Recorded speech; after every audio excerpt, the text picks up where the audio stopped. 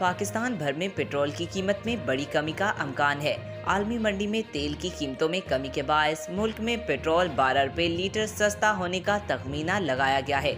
Industry ज़राए के मुताबिक डीजल की फी लीटर कीमत में भी 12 रुपये और मिट्टी के तेल की कीमत में 8 रुपये तक कमी होने का तखमीना है।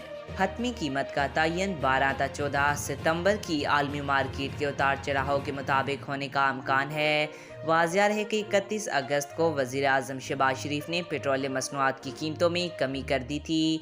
नोटिफिकेशन के मुताबिक पेट्रोल की कीमत में 1.86 रुपये फ़ी लीटर कमी कर दी गई थी। हाई स्पीड डीजल की कीमत में 3.32 रुपये जबकि मिट्टी के तेल की कीमत में 2.15 रुपये फ़ी लीटर कमी की गई थी।